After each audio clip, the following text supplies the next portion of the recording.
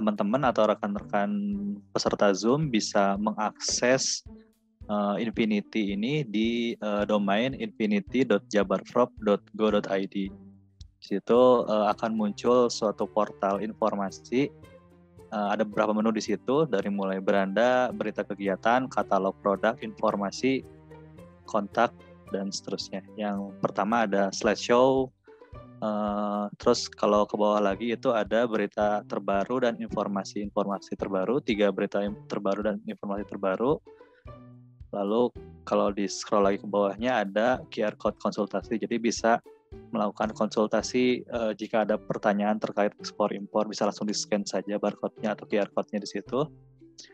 Lalu ke bawah lagi ada grafik perkembangan ekspor impor dari mulai 2017 sampai 2021 atau 5 tahun ke belakang. Sumber datanya itu dari Bank Indonesia. Untuk di bawahnya ada data ekspor dan impor non-migas Jabar 2022 selama per bulan selama 2022. Di sini ada produk unggulan ekspor Jawa Barat, ada tautan terkait, dan di footer ada definisi Infinity, statistik pengunjung, tautan terkait, dan kontak. Oke, itu sekilas saja untuk halaman depannya. Mungkin saya akan lebih banyak penjelasannya di halaman dari sisi pelaku usaha yang akan melakukan pendaftaran. Untuk pendaftarannya sendiri itu nanti bisa klik di sini di daftar atau masuk di sini ya. Nah, untuk menggunakannya bisa terlebih dahulu melakukan download manual book atau user manualnya di sini di pojok kanan atas ada menu petunjuk penggunaan. Di situ ada 2, satu untuk pelaku usaha dan satunya lagi untuk publik. Nah, bisa di-download untuk yang pelaku usaha. Nah, di situ sudah dijelaskan lengkap dan detail dari mulai bagaimana cara melakukan registrasi, bagaimana cara melakukan aktivasi akunnya, sampai proses pendataan usaha, dan terakhir nanti submit pelatihan atau submit kegiatan yang akan diikuti. Oke, saya di sini coba simulasikan untuk melakukan pendaftaran.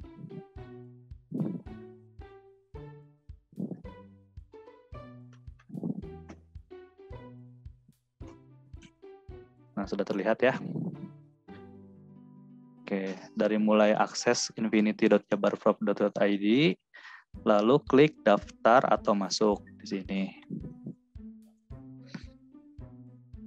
Nah, akan diarahkan ke form login, lalu klik registrasi, klik ini.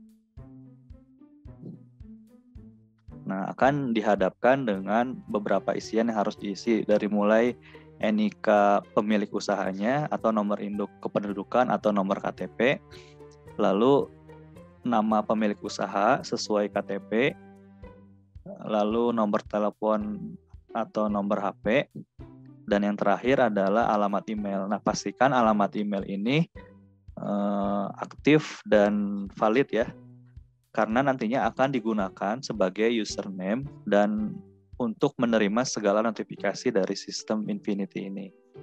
Nah, saya cobakan dengan data dummy ini. Oke, nah yang terakhir ini masukkan kode keamanannya atau kode CAPTCHA-nya. Proses pendaftaran. Oke. Nah, di situ ada pesan, proses registrasi berhasil, silahkan cek email Anda untuk aktivasi. Jadi, setelah registrasi itu, kita perlu untuk mengaktifkan dulu akunnya. Jadi, untuk konfirmasi bahwa kita benar-benar telah mendaftar di sistem Infinity.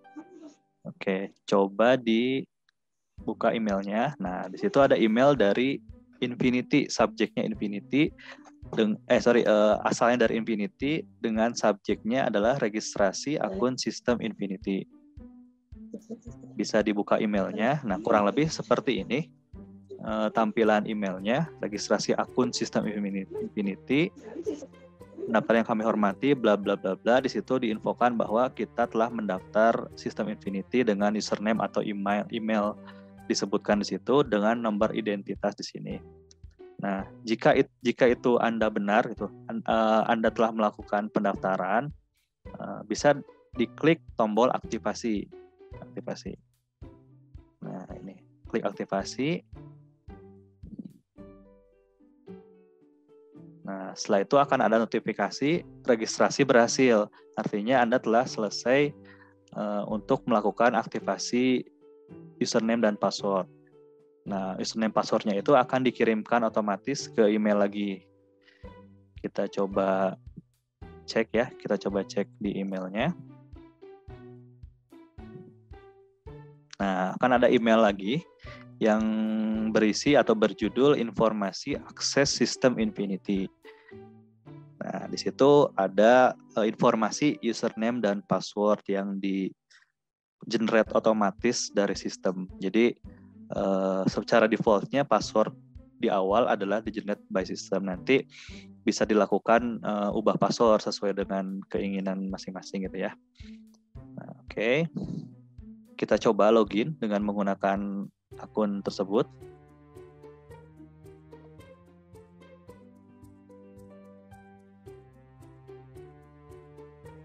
Nah, setelah login akan dihadapkan oleh halaman halaman setelah login lah, kurang lebih seperti itu, halaman back office-nya.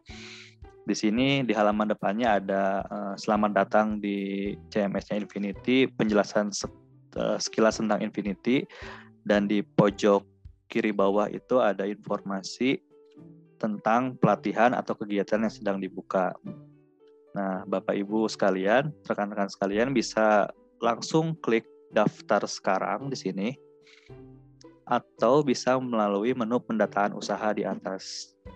Nah, kita itu sama aja, nanti ujung-ujungnya akan submit pelatihan atau kegiatan yang sedang dibuka, kurang lebih seperti itu.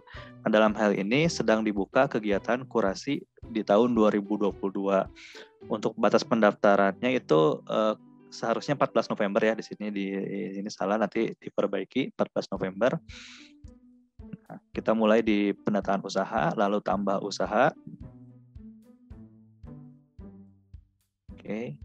Nah, kurang lebih ada 7 step data yang harus diisi oleh pelaku usaha.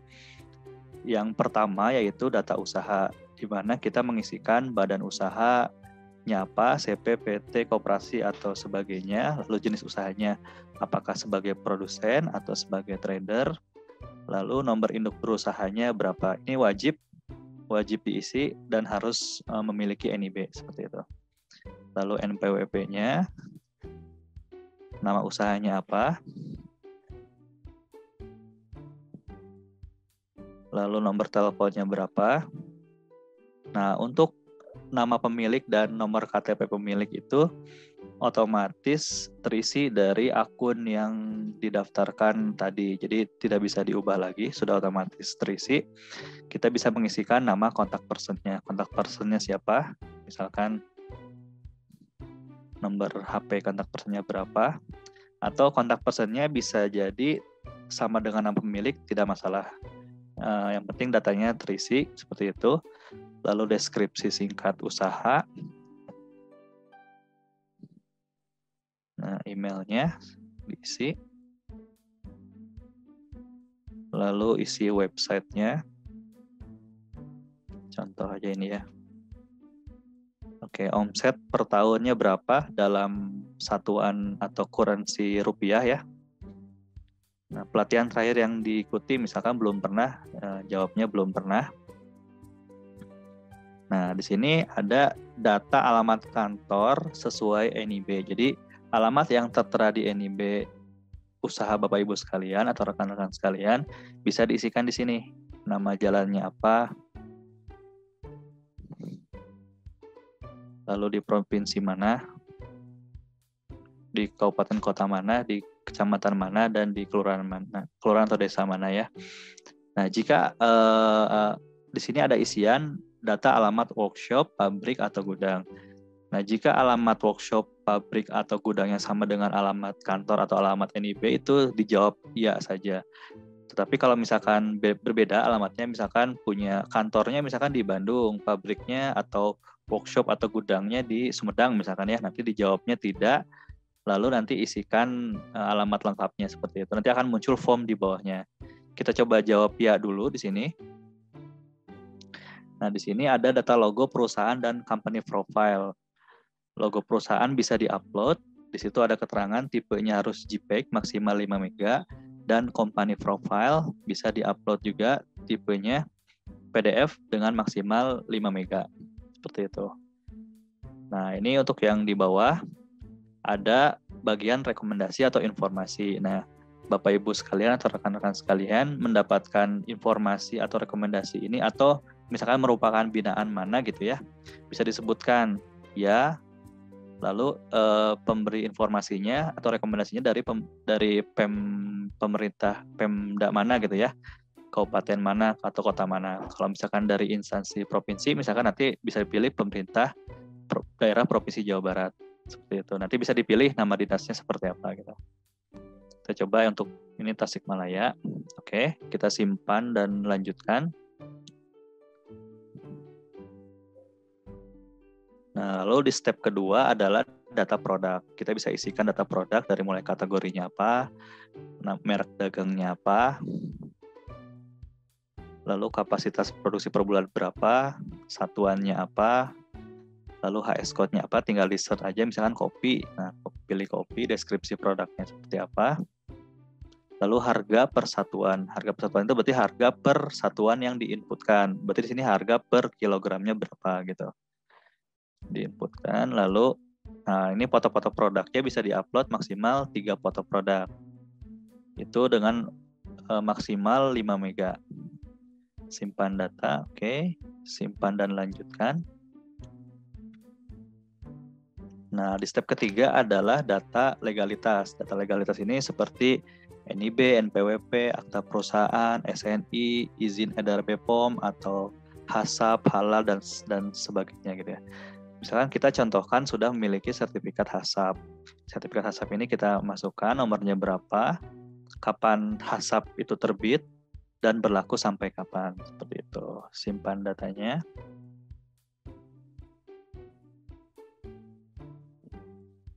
Nah, misalkan ada sertifikat lain tinggal tambah aja, misalkan akta perusahaan. Oke, tahun terbitnya kapan sama berlakunya sampai kapan, simpan data. Oke, lanjut. Nah, di tahapan selanjutnya adalah data pameran. Data pameran. Nah, ada pertanyaan terlebih dahulu, apakah pernah mengikuti pameran? Kalau misalkan dijawab ya, maka akan muncul isian nama pamerannya apa, tahun pamerannya kapan, dan nama pamerannya, negara pamerannya di mana. Nah, jika belum pernah mengikuti pameran, misalkan jawab aja tidak. Jawab tidak dan simpan. Nah, akan otomatis itu belum pernah mengikuti pameran. Oke, yang kelima adalah data pelatihan. Apakah pernah mengikuti pelatihan? Nah, jika jawab ya, sebutkan nama pelatihan yang pernah diikuti. Nah, misalkan desain kemasan tahun 2019, penyelenggaranya di Sprindak Jember misalkan ya. Simpan data. Oke.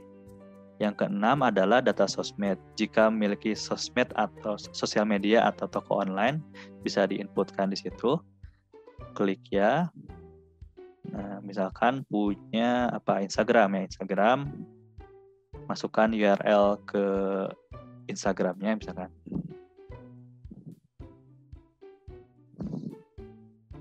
Nah, simpan data, oke. Nah, yang terakhir, step 7, submit pendaftaran. Nah, jenis pembinaan atau pelatihan atau kegiatan yang sedang dibuka apa? Ini contohnya kurasi tahun 2022. Keterangannya kegiatan kurasi di 5 lokasi di Jawa Barat. Kalau sudah oke, data yang diisikan sudah oke, klik aja submit pendaftaran langsung. Klik submit pendaftaran, lalu klik ya. Nah, otomatis terdaftar sebagai pelaku usaha yang akan dikurasi nanti oleh Dinas Perindustrian Perdagangan dengan data yang sudah diinputkan tadi gitu. Nah, dari mulai pembinaannya kurasi, kapan dilaksanakannya gitu ya, nama usahanya apa, kapasitas produksinya berapa, alamatnya apa gitu ya, statusnya apa. Nah, nanti status ini akan berubah ketika sedang proses kurasi oleh nanti tim Disperindak Jabar nanti, jadi dipantengin aja gitu ya di kolom status ini. Nah, atau itu bisa diakses, misalkan kita udah ke halaman lain nih, mau akses halaman yang tadi lagi, itu di menu pembinaan ekspor, lalu di kurasi dan proses, seperti itu. Nah, kalau untuk yang satu lagi tadi selesai itu berarti sudah selesai dilakukan kurasi, statusnya seperti apa, seperti itu. Oke, nah mungkin yang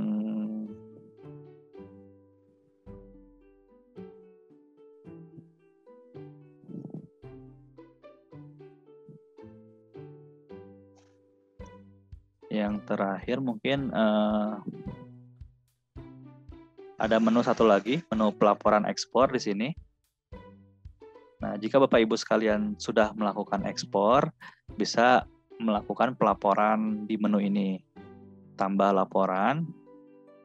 Nah, di sini akan melaporkan untuk perusahaan yang mana, misalkan yang ini. Produknya apa, yang ini ya, yang tadi kita inputkan. Negara tujuan ekspornya kemana. Misalkan ke Mesir. Mesir Egypt ya. Tahun ekspornya kapan, misalkan pernah ekspor di 2021 misalkan ya. Jenis ekspornya apa, misalkan ini mah PO misalkan ya. PO tuh purchase order ya. Purchase order ya. MOU pengiriman sampel. Oke. Ini ekspornya berapa, misalkan 5.000 USD ya gitu ya. Simpan. Nah, di sini statusnya adalah draft. Statusnya draft. Kalau misalkan datanya sudah oke, data laporan ini sudah oke, sudah tidak ada revisi lagi, itu bisa diklik, lalu klik kirim laporan. Klik kirim laporan. Jadi di sini statusnya draft, ketika kirim laporan, nah statusnya akan berubah menjadi terkirim, seperti itu. Nanti ini datanya sudah diterima oleh Dinas Perindustrian Perdagangan, seperti itu. Nah, mungkin terakhir tadi, bisa di halaman yang kurasi tadi ya, bisa di ini ya belum ini ya.